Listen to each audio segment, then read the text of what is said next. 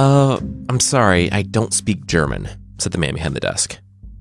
But we've been speaking German since I got here. You're speaking German right now, the English traveler replied, furrowing his brow. This really didn't make sense. No, I'm sorry, I don't understand what you're saying. As I said, I don't speak German. Oh, and here's your ride, so please leave, the Transylvanian man said with a wave of his hand and a slight bow, directing the Englishman to his carriage. Jonathan was now more confused than ever. But then, this whole trip had been a bundle of strange experiences. It was his first time venturing east beyond Rome, and he tried many dishes with strange and exotic spices, like paprika. It had all been somewhat normal until his arrival at Bistritz, the place that seemed little more than a frontier village nestled deep in the Carpathian Mountains. Jonathan had received a note the day before from the businessman he was here to meet with, and now, on this early morning, he was headed for the carriage that would take him to the businessman's castle. The locals had taken interest in the strange traveler, and while Jonathan tried to be polite, he couldn't really hide his discomfort with all the hugs. He couldn't remember the old woman's name, but she ran from her house with tears at the sight of Jonathan leaving for his business meeting. She had found him the night before at the inn. He was eating dinner, and even though he wanted to sit back and journal, he had kindly made space for her at his table. She was a sweet old woman who lived in the village all her life, a descendant from a family that had been here since the Middle Ages. Jonathan hadn't told her where he was going, but she obviously figured it out, as evidenced by her bursting from her home the next morning as Jonathan walked by to board his carriage. She smeared her tears on Jonathan's coat as she gripped him, asking him if he knew what tonight was, if he knew where he was going, or what he was going to. Jonathan explained that he really must be going, but the woman wouldn't let him go. Tonight is the eve of St. George's Day, she strained, a night when all the evil things in the world have full sway. He should really wait a day or two, or, fun idea, maybe not go at all. Jonathan tried to reason with her, to come all the way from London only to turn back at the last instant because of the pleadings of a superstitious old woman. It wouldn't look good. No, he had to go. The woman, who could see the visitor's commitment and knew she could only last so long being dragged across the street, conceded, and she released Jonathan's arm. But he had to take this. Before he had any time to object or ask what she was doing, the old woman slid a rosary around his neck. Jonathan rolled his eyes. Fine, sure. If it meant he could go to his business meeting and not ruin his suit with her tears, he would take it. Thanks, I guess. He tucked it under his jacket and tried to write, as the woman continued wailing next to him. What was the big deal anyway? He was just here to talk with a count about a real estate deal in England. He didn't know why everyone was so afraid of this guy, this Count Dracula. Weird.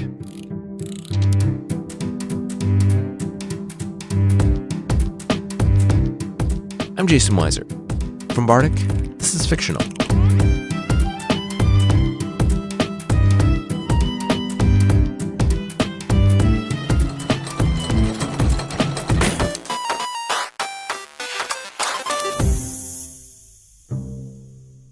The carriage bumped, and Jonathan apologized to the peasant sitting next to him for the 100th time. For miles, they had seen nothing but forest. Miles and miles and miles. They had set out by 9, and now the sun was starting to set. Still, they rode on. People all around Jonathan eyed him warily. It was for the same reason as in the village. Dracula. Something about that rich nobleman terrified them. Jonathan didn't know the language, but he knew the words for demon, monster, and there was another one that Jonathan had never heard before. He tried to put it out of his mind. It was nothing. Just scared, superstitious peasants on the other side of the world, scared of a dark forest.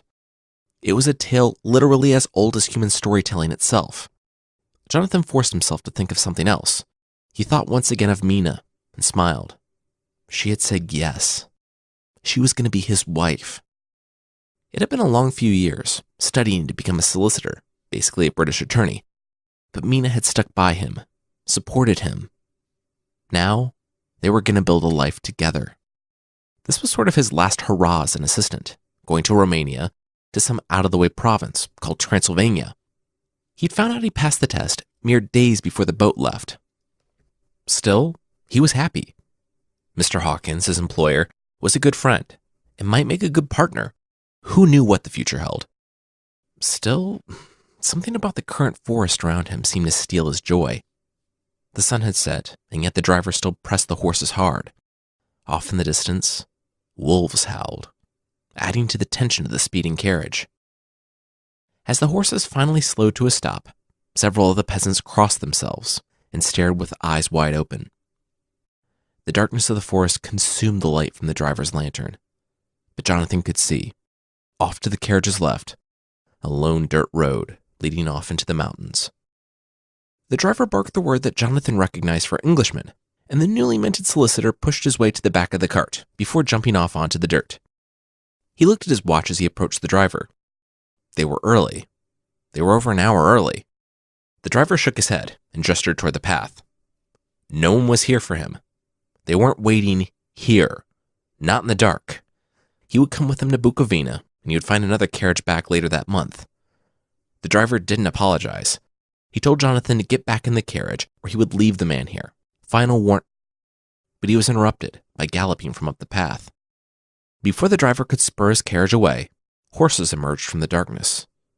They were coal black, and the driver had a coat wrapped around him, covering him up to the eyes that shined like ember in the light of the lantern.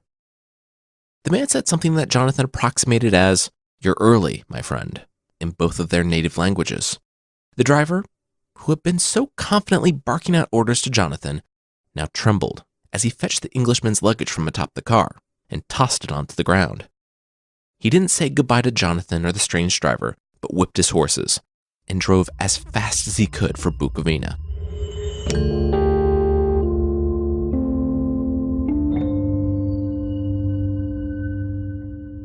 Jonathan looked the front of the castle up and down.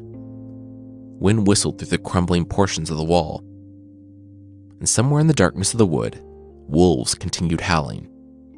He was alone. He pounded on the door for the fourth time, but the thick wood ate the sound. The mysterious driver hadn't tarried long in front of the castle, helping Jonathan down from the carriage with a hand as strong and as cold as iron, before dumping his bags and leaving without a word. Jonathan's eyes adjusted to the moonlight, splintering through the trees older than any building in England. He remembered the eyes of the wolves watching from the forest, how he hadn't heard them until he was surrounded. Now, there was no driver. Nothing standing between him and the wilderness. His stomach churned, and his pulse beat faster. Oh, someone was opening the door. Cool. Finally. Inside was a smiling face, framed by white hair and an even whiter mustache. He was clothed completely in black and stood like a statue just inside the door as Jonathan hefted his bags closer to the threshold. "Welcome to my house. Enter freely and of your own free will," the man said in perfect and only slightly accented English. Jonathan, the brand new attorney, might have thought it was a weird way to roll a disclaimer into a greeting, but at this point, probably didn't care at all. The dilapidated castle was lit and gave him a much-needed barrier from the wolves in the darkness. Gladly, he lurched over the threshold with his trunk. And, as soon as he did, the man became vastly more helpful. Jonathan asked if he was Count Dracula, the man who had to sign the papers, and the Count nodded, gripping Jonathan's hand. Jonathan recoiled briefly. The Count's hand was as cold and as strong as the driver's had been. Must be a Transylvanian thing. The inside of the castle proved to not be much better than the outside. There was opulence, but opulence shrouded and tarnished by years of dust. Stones were loose, and the place had a gloomy, drafty feel about it. The Count interrupted Jonathan's thoughts with an invitation to dinner. The man's long, white mustache fluttered in the warm air of the hearth. The Count shared that he had eaten earlier, but demanded that his servants make dinner for Jonathan before they went to bed, so he wouldn't have to wake them, of course. When Jonathan finished, he could leave the plates there, and the servants would get them in the morning. They loved waking up to work piled in front of them. Jonathan ate the food, which was good, and studied the man who spoke to him. He was an odd one. He had sharp nails that seemed to be filed to a point, sharp teeth that occasionally protruded over his lips. That mustache that hung under his aquiline nose Jonathan shrugged. The man was obviously obscenely rich. He guessed that when you had that much money, you could look however you wanted. It wasn't like he entertained a ton of visitors either. The people in the village, as a rule, never came out this far, and they themselves stayed shut up in their homes, shielded by flowers and crosses and garlic. Jonathan's hand went to the rosary, still around his neck. The wine and the warmth helping him to put the ride behind him, he laughed as he and the Count puffed cigars. Jonathan turned to his host. "So what was the deal with all the peasants?" The Count laughed a laugh that was little more than contempt, dressed in dismissiveness. The peasants were superstitious idiots. Jonathan shouldn't mind them or their stories. They thought that their superstition could protect their delicious blood-filled bodies from the darkness of the night, and they poisoned the minds of everyone they talked to. Dracula was happy to be leaving. He was happy to be going to England, where the people were smarter, where they didn't believe such things, and didn't have rooms lined with crucifixes and garlic. Dracula paused and squinted. Jonathan's eyes followed his to the horizon, just before the man shut the door. "Oh my, I'm sorry. The Count apologized for keeping his visitor up all night." It was nearly morning. He should really let Jonathan get to bed. The Count led Jonathan straight to his room and smiled his wide, sharp smile as Jonathan looked and took it all in. It was actually pretty great. It seemed to be the only room in the house not covered in spiderwebs. The linens appeared fresh, and the wooden doors opened to the west, so that Jonathan could watch the sunset each night. "You're welcome to go anywhere in the castle except through the doors that are locked," said the Count. Jonathan looked over to his host. The Count assured Jonathan that he should trust him. The doors that were locked, he didn't want to look behind. And the places Jonathan had already seen, the half-dilapidated corners, those were the nice parts. Dracula laughed. He lived in this castle long enough. It felt like he'd been here for centuries, actually. And now it was time for new and better things. Like England.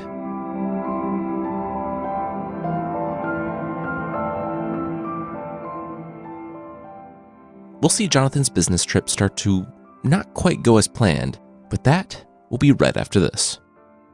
Meal kit delivery services are all the rage these days. But what if you could mix ease with a healthier, wholesome, and sustainably sourced option?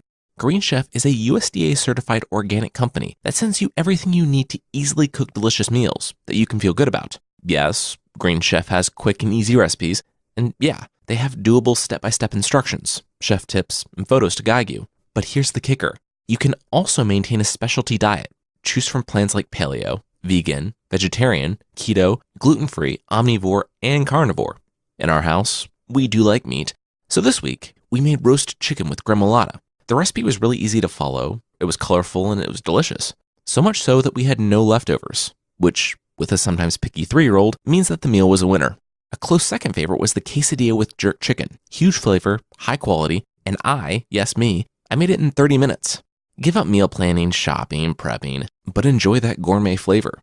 Green Chef thinks dinner should be planned around your life, and honestly, I couldn't agree more.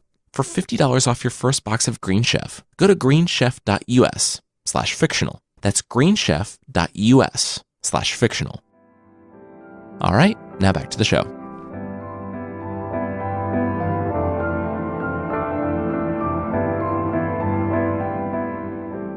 By the next night, Jonathan was well rested and ready to talk business. He had been sent, of course, by his employer and Dracula's solicitor, Mr. Hawkins, for Dracula to sign the papers and take ownership of the Carfax estate. Jonathan sat down and, over another cigar, explained that for everything to be legally binding, the Count had to be fully aware of the estate. Going down the Count's house hunter's checklist, the Carfax estate was one that was definitely within his budget, but it was more of a fixer-upper. It met all the Count's requests. Gloomy, dilapidated, a medieval castle in need of some serious works, the all-pervading feeling of death and doom, and granite countertops and stainless steel appliances. Oh, that's a nice touch. The Count shook his head. No, Jonathan was wrong. It wasn't a fixer-upper. It was perfect just the way it was. For as much as they talked the other day about how run down his castle was, it still felt like home. He was already going to be a stranger in a strange land. It would be nice to have something that felt like home. The pair continued talking until the sun rose that morning. Jonathan learned of Dracula's ancestors, the kings and boyars of old. Dracula thought he could learn something from Jonathan about England, but soon realized that he knew more than his solicitor about Jonathan's own neighborhood. He had been studying England for years, and he was quite ready to go. That morning, Jonathan laid down, but found himself staring up at the ceiling. He had no idea when the Count slept. Dracula said he would be out most of the day again, wrapping up some business before he left for England. So Jonathan was welcome to do whatever he wanted in the castle. The library was wide open for him, and the forest could be nice if he was in before dark. Jonathan laid there for about 10 minutes, but shook his head. He couldn't sleep. Maybe a book would help. As he was walking toward the library, he heard it. Dishes.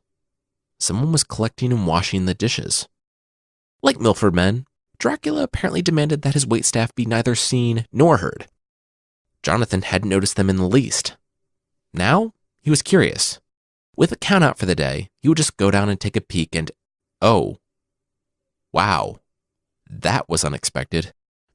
There, hunched over the sink with, presumably, his sleeves rolled up and a hairnet over his white hair, was the Count, washing his own dishes. Jonathan was gone before the Count noticed him. The last thing he wanted to do was embarrass the man. A man from a line of kings, able to buy an estate in a foreign country while he had a castle of his own, one who commanded the fear of every nearby peasant and noble alike, was washing his own dishes? Jonathan could see why Dracula wanted to move to England. Even though he was a king here, that clearly meant nothing. He couldn't even command people to come out and serve him. The old ways of feudalism and kings and hereditary power were passing away. The new world of business and ingenuity were here. Jonathan's world. As Jonathan thought about Dracula, the man who was supposed to be a king, doing menial servant's work, he laughed, and he was finally able to sleep.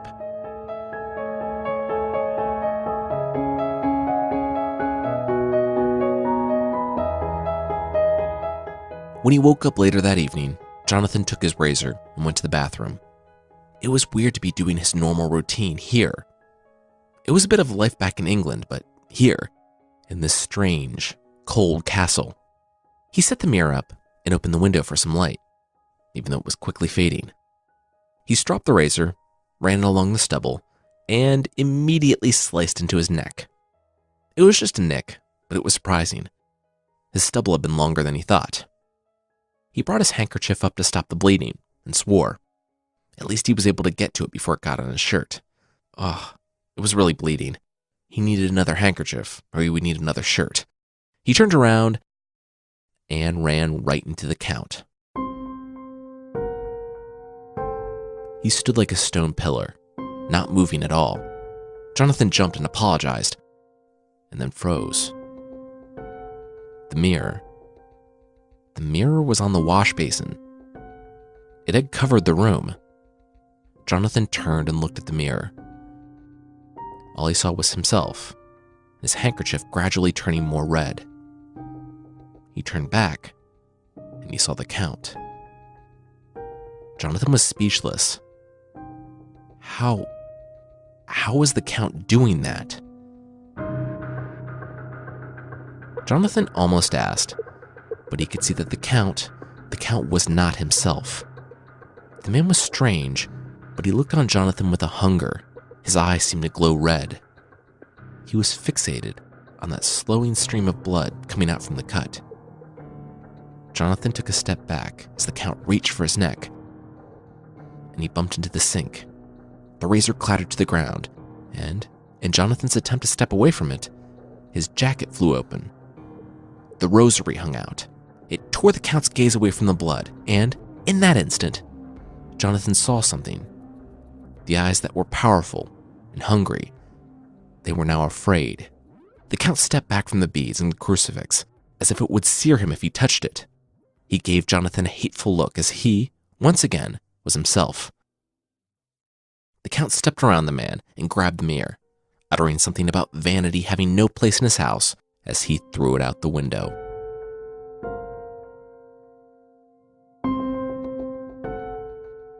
Power is being able to lie to someone's face and having that person pretend like it's the truth, even though they know it isn't. And the Count he had that kind of power. That night, when Jonathan sat down, the Count looked him in the eyes, and he lied to him. The Count apologized for Jonathan's accident and said he rushed in to help, but Jonathan was so taken aback by the Count in his bathroom that he seemed like he wasn't thinking straight. Jonathan took a drink of wine. That was right. He thanked the Count for his concern, didn't mention the mirror or the look of intense hunger in the Count's eyes, and proceeded to eat his dinner. The Count started waxing poetic about the old days, about how here he was a boyar, a ruler, a king. Jonathan nodded politely and looked at the walls, the spiderwebs, and remembered the forest that stretched beyond the horizon. A king? A king of what? Wolves and superstition? If he was a king, the nearest subjects were dozens of miles away. The Count smiled, and his white, sharp teeth revealed themselves. Jonathan ate, and the story about Transylvanian history continued. The Count talked about great battles and courageous generals, long dead. He spoke as if he had been there, as though he had fought alongside these men. Immediately, the conversation shifted about 8 centuries, and Dracula began talking about English law and finance. He was curious. Could a man have more than one attorney? Could he have 2, 6, 12 if he wanted? Jonathan was happy to be back in his comfort zone, talking about English law. Absolutely, he replied. A man could have as many attorneys as he wanted, though 12 was a bit much. The only people who might have so many would be those who didn't want all their dealings known by any one man. The Count nodded thoughtfully and replied that, in that case, he had some business to attend to, and couldn't stay up talking. He asked Jonathan if he had written any letters since he arrived. Jonathan shook his head. No, he wanted to, of course, but he hadn't exactly seen any post. The Count produced 3 pieces of paper and 3 envelopes from his jacket. Jonathan was welcome to write his employer and whoever else he wanted. He was going to be a guest at the castle for some time. Jonathan cocked his head. How long? Dracula shrugged. Surely no longer than a month. Jonathan's palms began to sweat, and he barely managed to hide his quickening pulse and breath from the Count. He didn't understand. It was only signing a few papers. Papers that were already signed. He should be out of here already. The Count nodded. That's why he should write the letters.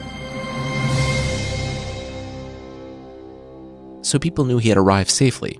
The Count still had legal questions, and Jonathan was obviously brilliant. He had paid Jonathan's master, or his employer, a small fortune, and Jonathan was here to make sure all of the Count's needs were met. He would not take any refusal. Jonathan had no choice but to bow and accept.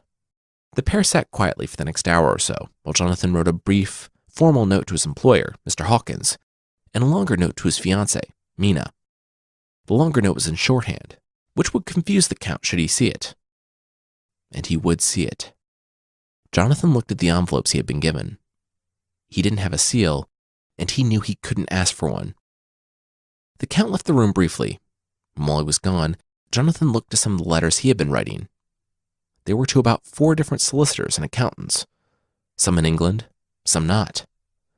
Dracula had something he wanted to hide. Jonathan heard the footsteps and made it back to the couch where the Count had left him, dozing with a book. The Count cleared his throat, and Jonathan pretended to snap awake. He watched the Count seal the letters, and, after the wax dried, put them in his pocket.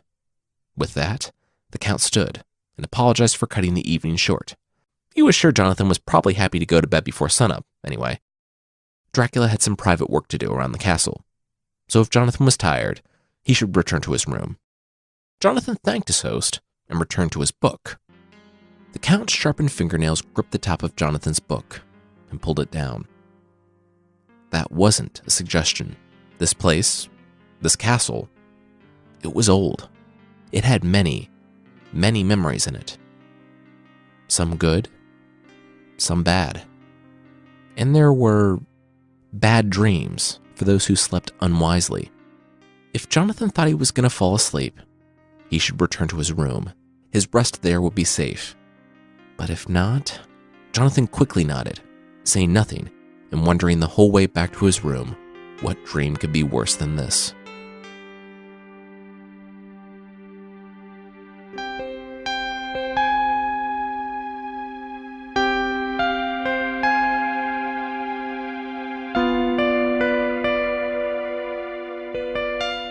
Jonathan unbuttoned his shirt and slumped down onto the bed.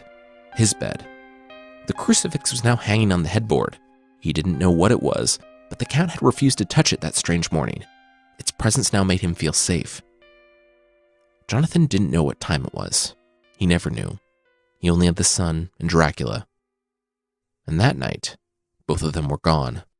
Jonathan put out his lamp and went to the balcony outside his window. He looked out on the moon illuminating the treetops, across the vast, dark wood. His only way out of the castle was by a window. And his only way home was through that. The forest. In all but name, he was a prisoner here. He could still hear the wolves howling out in the distance. He slumped over the railing, and he saw him. About 100 feet to the right, something was scaling the wall. Jonathan dropped to the ground. Was it? It couldn't have been. He dared to look over the stone railing. It was Lizard Dracula. Well, he wasn't actually a lizard, just a completely normal human being, climbing down a wall face first. The Count was facing straight down, his fingers and toes wrapped around stones in the wall, and his cape fluttering in the wind. The Count didn't look over. He just stared down at the forest, focused, with hunger in his eyes. Jonathan watched him get close and then disappear into the trees. The Count lunging at his bloody neck had been strange. The vague warnings and the extension of his business trip had been troubling. But this was something altogether new and just weird. Jonathan sat down on the cold stone. He didn't sleep at all that night.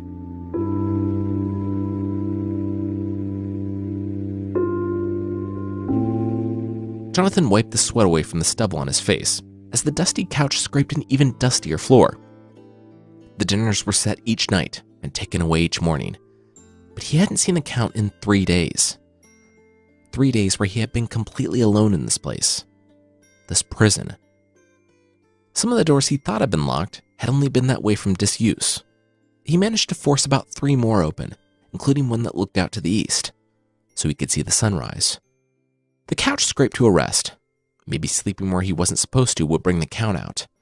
Maybe it would make something happen. Jonathan felt like he was going crazy. He hadn't talked to anyone in half a week, and he still didn't know when he was going to leave this place. Tired, he laid down on the couch to rest. It ended up being one of those nights where you're not sure if you ever went to sleep. It was about the time that he realized he'd forgotten his crucifix hanging on the other bed that he heard the voices, and they were really nice. "You go first and we'll follow. Ooh, he's young and strong. There'll be kisses enough for all of us." Jonathan didn't dare open his eyes, at least not wide enough for anyone to see. The lamp still fluttered in the corner, and he could make out the forms of 3 young women in the doorway. And, wow, okay. The 2 older ones were about Jonathan's age. The youngest one, the fair one, didn't look older than 19. And she listened to her friends. As she knelt over his sleeping form, the moonlight reflected off her red lips. And Jonathan tried not to make it obvious that he was awake as he looked down on her. He wasn't sure what was happening, if he was dreaming or if there were 3 very friendly young women who also lived in this castle and, okay, wow, yeah, she was going to kiss him. Jonathan loved Mina, his fiancée. He really did. Additionally, he was really excited to see exactly what kisses for all of them meant. And, it looked like the fairest one wanted to get things started. He looked through his eyelashes. He saw her beautiful face, fractions of an inch above his own. Her own thick lips about to touch his, when she didn't. Oh my gosh, she started to move lower. His heart beat faster. He felt her hair moving along his face as she found his neck. He could barely contain himself as her lips made contact. According to the novel, he closed his eyes in languorous ecstasy and waited with a beating heart for more. And then he felt something more. He knew the Count was in the room before the man was standing above him and the girl, before he grabbed the young woman by the neck and jerked her away. Jonathan couldn't help opening his eyes, just a little, to see the woman's sharp canine teeth and hungry eyes, exactly like the Count's had been when he saw Jonathan's blood that day in the bathroom. The Count looked at the woman for an instant, and then he flung her across the room. She hit the wall hard, but she got up, laughing. Her friends didn't help her. The Count said he had forbidden it. This man belonged to him. He was still needed. But when the Count was done, they could kiss him as much as they wanted. Now go. There was work to be done. Jonathan couldn't see any of them like this. Are we to have nothing tonight? One of the older women asked the Count. Dracula motioned to a bag he dropped on his way into the room. The three women gathered around it, opened it up, and smiled. They cinched the bag and lifted it. Then, there was something that made Jonathan's blood run cold. A small whimper. The cry of a child. Jonathan watched as the three women didn't take the door, but passed through the wall, the child in the bag passing with them. The Count watched them go. By the time he turned back, Jonathan had the sense of mind and closed his eyes again. He was trapped. He was trapped in a castle, surrounded by dozens of miles of forest. Jonathan had seen the woman's teeth, the Count's teeth. He knew what would happen to that child. What would happen to him if he stayed here. He was trapped, alone in the woods, with a monster. A monster that was going to go to England.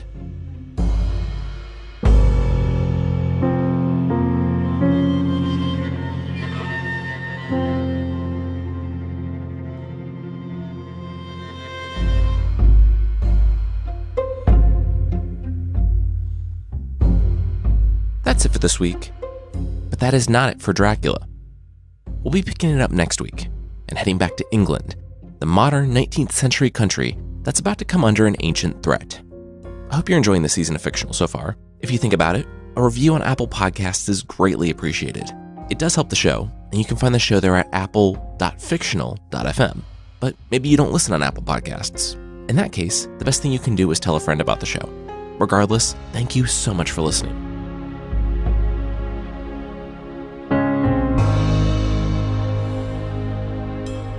This week's episode was adapted from Bram Stoker's Dracula by me, Jason Weiser. It was edited and produced by Carissa Weiser. Our theme song is by Breakmaster Cylinder, and there's a list of the other music we used in the show notes. Thank you so much for listening, and I'll see you next time.